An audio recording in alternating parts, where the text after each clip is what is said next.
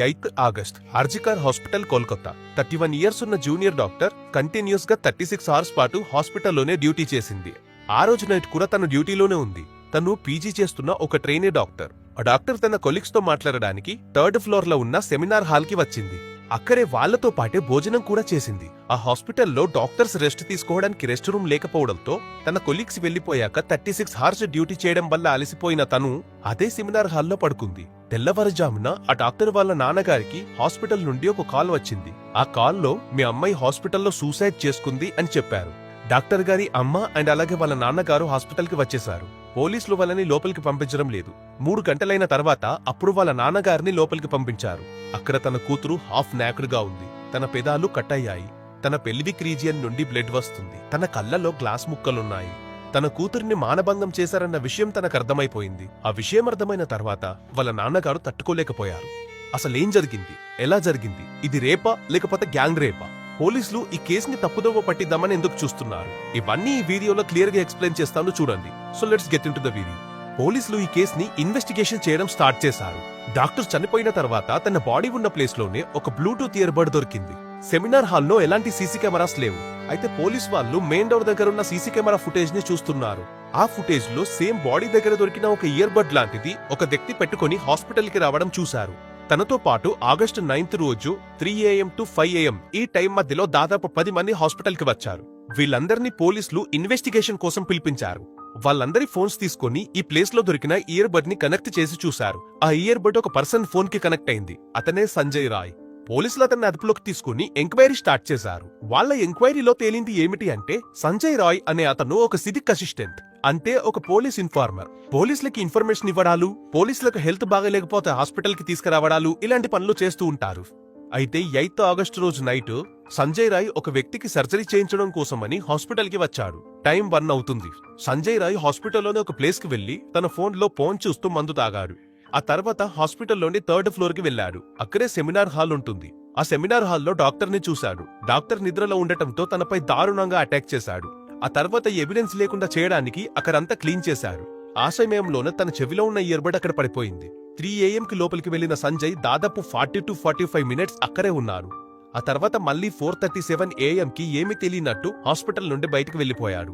సంజయ్ రాయ్ పైన అంతకుముందే criminal record ఉంది. ఇప్పటి వరకు తన 4 అమ్మాయిల్ని పెళ్లి చేసుకున్నాడు. అందులో 3 భార్యలు తన టార్చర్ భరించలేక వెళ్లిపోయారు. 4th వైఫ్ క్యాన్సర్ వల్ల చనిపోయింది. అసలు పోలీసులు చేసింది సంజయ్ రాయే అని ఎలా కనిపెట్టారు? దీనికి కొన్ని ప్రూఫ్స్ ఉన్నాయి, అవేంటో ఇప్పుడు చూద్దాం. First one, ear buds connect అవ్వడం. సెకండ్ పాయింట్, తన ఇంటికి వెళ్లి తన డ్రెస్ ని వాష్ చేశాడు. కానీ తన షూ మీద మాత్రం ఒక బ్లడ్ మార్క్ ఉంది. ఆ బ్లడ్ మార్క్ ఆ డాక్టర్ది అవ్వడం వల్ల దొరికిపోయాడు. థర్డ్ పాయింట్, తన ఫోన్ ని పోలీసులు తీసుకుని ఆ ఫోన్ ని చెక్ చేస్తే అందులో చాలా వైలెంట్ పోర్నోగ్రాఫిక్ వీడియోస్ బయటపడ్డాయి. ఫోర్త్ పాయింట్, సంజయ్ రాయ్ బాడీని ఎగ్జామిన్ చేసినప్పుడు బాడీ పైన కొన్ని స్క్రాచెస్ ఉన్నాయి. ఆ స్క్రాచెస్ ని అబ్జర్వ్ చేస్తే అవి డాక్టర్ పై అటాక్ చేసినప్పుడు డాక్టర్ రెస్క్యూ చేసుకునే టైంలో పడ్డాయి. సో పోలీసులకు అర్థమైంది రేప్ చేసింది సంజయ్ రాయే అని. ఒక డాక్టర్ కంటిన్యూస్ గా 36 అవర్స్ కష్టపడి ఒక 1 అవర్ మాత్రమే రెస్ట్ తీసుకుంటే ఆ 1 అవర్ లోనే ఇలా జరగడం ఎంత దారుణం అనేది మనమే అర్థం చేసుకోవాలి. ఇనిషియల్ గా దీన్ని పోలీసులు సూసైడ్ అని అన్నారు. కానీ డాక్టర్ వల్ల నాన్నగారు వెళ్లి చూసినప్పుడు తన కాళ్లు 90 degrees లో ఉన్నాయి. అండ్ అంతేకాకుండా తన బాడీ అంతా ఇంజురీస్ తో నిండి ఉంది. ఇక ఇంత క్లియర్ గా కనిపిస్తున్నప్పుడు పోలీసులు ఎందుకని ఇది సూసైడ్ అని చెప్పారు? దీని గురించి మాట్లాడే ముందు డాక్టర్ బాడీని పోస్ట్ మార్టం కి పంపించిన తర్వాత ఆ అటాప్సీ రిపోర్ట్ వచ్చింది. ఆ అటాప్సీ రిపోర్ట్ చూస్తే అర్థమవుతుంది ఆ డాక్టర్ ఎంత బాధను అనుభవించిందో అని. అటాప్సీ రిపోర్ట్ లో ఏముందంటే డాక్టర్ యొక్క upper lip, lower lip and అలాగే నోస్, ఇవి 3 కొంచెం కొంచెం కట్ అయ్యి వాటిపైన బైట్ చేసిన మార్క్స్ ఉన్నాయి. బికాస్ సంజయ్ అటాక్ చేసినప్పుడు డాక్టర్ అరుపులు ఎవరికి వినపడకూడదు అని ఇలా చేసుంటాడు. సెకండ్ వన్, తన చెంపల పైన మరియు లోవర్ జా పైన కూడా గాయాలయ్యాయి. థర్డ్ వన్, డాక్టర్ యొక్క కాలర్ బోన్ విరిగి ఉంది. ఫోర్త్ వన్, డాక్టర్ కళ్ళలో గ్లాస్ ముక్కలున్నాయి అండ్ అలాగే ఫింగర్స్ పై ఇంజురీస్ ఉన్నాయి. ఫిఫ్త్ వన్, తలలో ఉన్న టెంపోరల్ బోన్ విరిగి ఉంది. అంటే సంజయ్ తన పక్కనే ఉన్న గోడకి ఎంత బలంగా కొట్టాడో మనం అర్థం చేసుకోవచ్చు. సిక్స్త్ వన్, ఇదైతే చాలా దారుణం.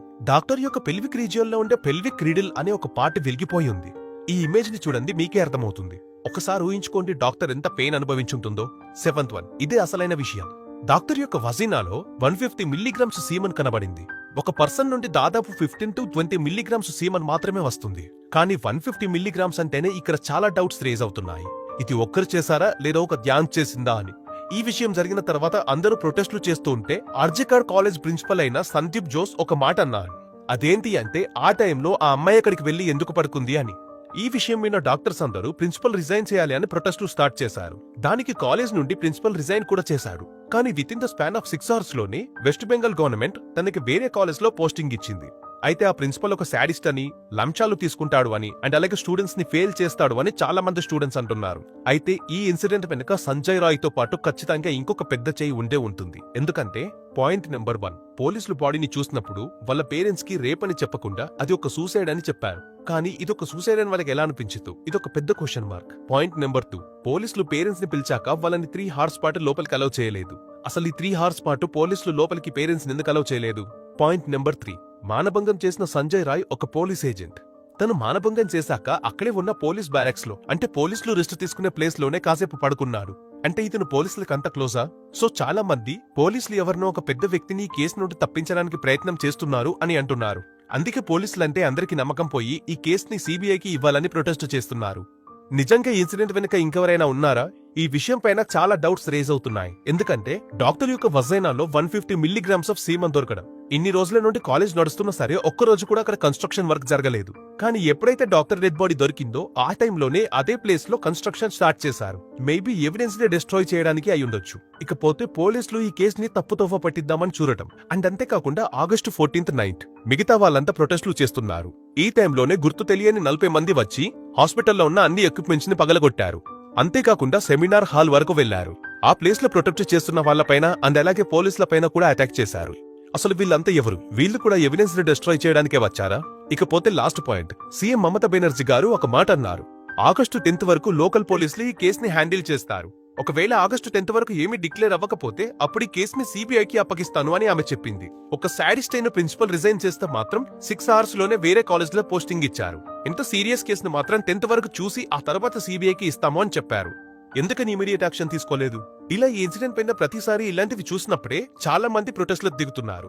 చాలా మంది డాక్టర్స్ ప్రొటెస్ట్ చేయడం వల్ల ఈ కేసుని సిబిఐ హ్యాండిల్ చేయాలి అని వెస్ట్ బెంగాల్ హైకోర్టు జడ్జిమెంట్ ఇచ్చింది. ఇకపోతే సిబిఐ దీనిపైన ఛార్జ్ తీసుకుని ఇన్వెస్టిగేషన్ ని మొదలుపెట్టింది. దాంట్లో భాగంగా లోకల్ పోలీసుల దగ్గర ఉన్న అన్ని డాక్యుమెంట్స్ ని సిబిఐ తీసుకుంది. అండ్ అలాగే ఇన్సిడెంట్ జరిగిన ప్లేస్ లోకి కూడా వాళ్ళ ఫోరెన్సిక్ ఆఫీసర్స్ వెళ్లారు. ప్రస్తుతానికి ఈ కేసు ఇంకా సాల్వ్ అవ్వలేదు. ఈ కేసు ఇంకా సిబిఐ వాళ్ళ హ్యాండ్ ఓవర్ లోనే ఉంది. కానీ ఇక్కడ ఇంకొక పాయింట్ రైజ్ అవుతుంది. అదేంటి అంటే సిబిఐ అయినా సరే ఈ కేసుని హ్యాండిల్ చేయగలదా అని. ఎందుకంటే సిబిఐ ఒక పట్ల లేదు. ఎందుకంటే రీసెంట్ టైంలో జరిగిన ఫేమస్ కేసులని ఏది సిబిఐ ఇంకా సాల్వ్ చేయలేదు. Like farmer protest, electoral bond scam, Pune Porsche accident, Sushant Singh Rajput death case, కోటాలో జరిగే సూసైడ్స్. ఇవే కాదు ఇంకా చాలా ఉన్నాయి. ఇవన్నీ చూసిన తర్వాత సిబిఐ పైన కూడా నమ్మకం పోతుంది. హోప్ ఈ కేసుని వాళ్ళు సాల్వ్ చేయాలి. అండ్ ముఖ్యంగా ఈ కేసులో కేవలం డాక్టర్స్ మాత్రమే ప్రొటెస్టులు చేస్తున్నారు. కానీ మీకు గుర్తుందా, కోవిడ్ అప్పుడు మన కష్ట సమయాల్లో డాక్టర్సే మనకు తోడుగా ఉన్నారు. సో ఇప్పుడు వాళ్ళకి అండగా నిలవాల్సిన బాధ్యత మనదే. సో ఖచ్చితంగా వాళ్ళకి మనం సపోర్ట్ చేయాలి. ఈ కేసు పైన ఖచ్చితంగా మీ వాయిస్ ని కూడా రైజ్ చేయండి.